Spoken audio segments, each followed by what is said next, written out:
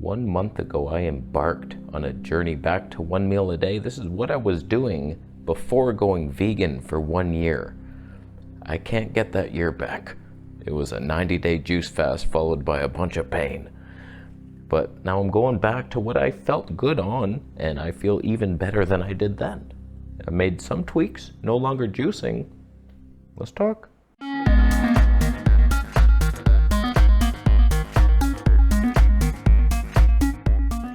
So to update you on the diet soap opera that is my life, about 2 years ago, I was 1 meal a day keto, mostly carnivore, and the only problem I really had was I was kind of nauseous after meals. I was trying to eat like 80% fat, but I was cooking the meat and it was just like a pool of grease, disgusting.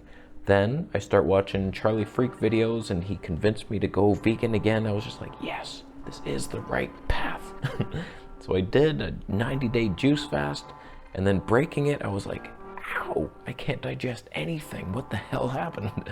Like mangoes were just giving me so much pain. And then from that point on, it was just like I was developing eczema on my face. Things were bad. Like I've never been that worse. Terrible digestion, terrible gas, terrible face. So I had enough, and a couple experiments later, and we ended up back on 1 meal a day with fermented foods, which has been the key to life for me. No longer am I nauseous eating huge meals. Fermented foods, they take a while, and you have to be consistent with many different strains. That water kefir, fantastic. Coconut kefir, yes. Sauerkraut, please. Kombucha, sometimes.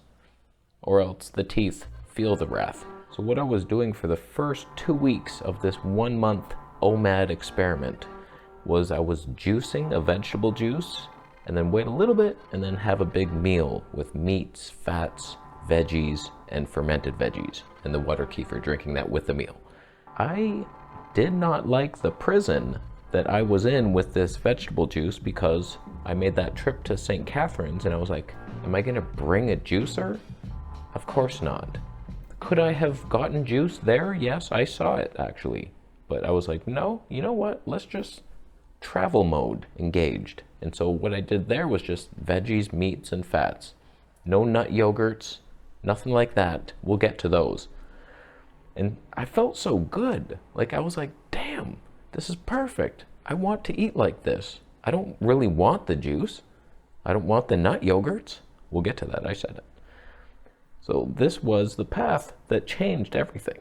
The reality is vegetables are expensive, and the juice I felt wasn't really giving me anything that I needed. Like my whole point of drinking that juice was hoping to flush the bowels with enough liquid and electrolytes. And I'm thinking that's what I need. I need to hydrate the bowel cavities and flush.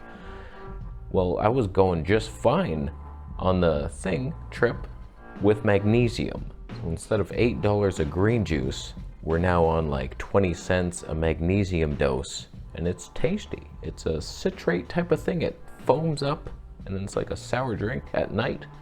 It helps. So this is like a typical meal for me now. One bowl of veggies and fats, and the other bowl is meat, and then the water kefir on the side. So like this veggie meal was so good. I feel like the more sweet you eat, the more it triggers hunger, and you're just like ravenous, whereas I love the feel of just not needing to eat and just eating when I feel like it. Like usually I break my fast at 1 p.m. The other day, my friend called around 1 p.m. rudely, and we start talking. I'm like, I can postpone this. Like I don't feel starving. So we had the conversation. I'm doing some experiments with the cameras, and yeah, it was fine. And like when I took that trip to Dundas, Hamilton, I didn't eat that whole day. And I was wondering, am I gonna have energy? I prayed to God for energy. I was like, God, can you sustain me today? I just want energy to explore the town, see if this is our new town. If you don't mind, just some of that ether, love.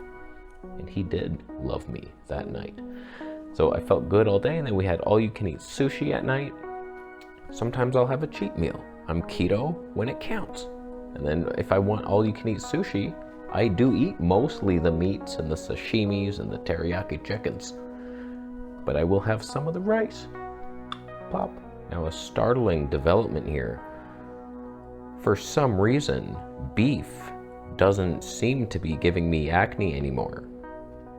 That opens up worlds of so much pleasure and fun and cheapness. I was spending something like $400 a week on food, and I'm like, how am I even doing this? I was like buying all these pre-made sauerkrauts and the kombucha and like going for grass-fed lamb meat, and I'm looking at the kilo prices because before I was just like, whatever, this is the best meat.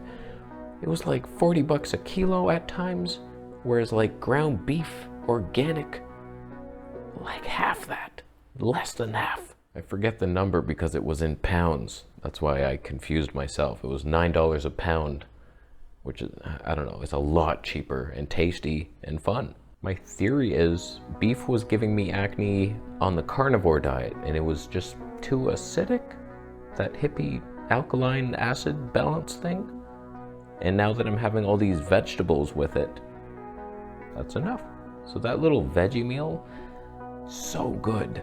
With just, I put like 3 heaping tablespoons of ghee in there for the fat. It was like 550 calories of ghee. It could be healthy, you don't know that it isn't. And a little Greek seasoning on there, sun-dried tomatoes in the bottom to soak up the oil and add saltiness. This is good. It's delicious, it's fun, I feel good. Skin's good, digestion's pretty good, energy's great. Hey, welcome to the future. And when it comes to the nut yogurts, I was doing that as a source of fat. Plant fat could be healthy, soaking, blending, fermenting. Okay, it's digestible now.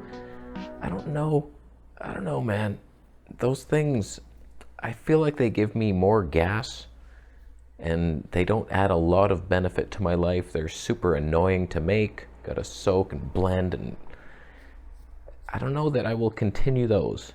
I still bought a bunch of nuts that I have to go through, so I might make another one, but I feel better on just meats as the base, and then lots of veggies. I still have gas that may or may not subside one day, but so far so good.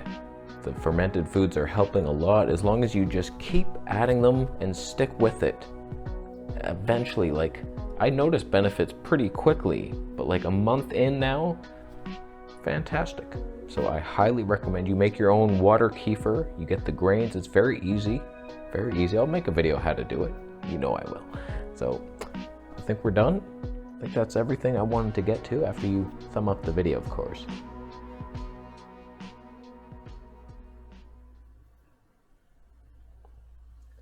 Thumbs down if you're eating a Beyond Meat sandwich right now.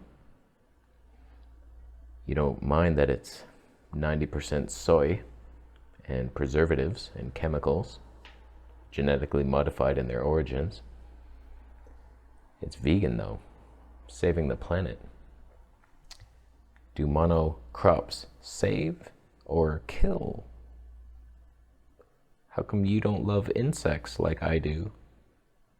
Why are there crickets and everything? We'll get to that. All that is coming one day on the Vegetable Police Network. I'll leave. Subscribe for those videos about the crickets.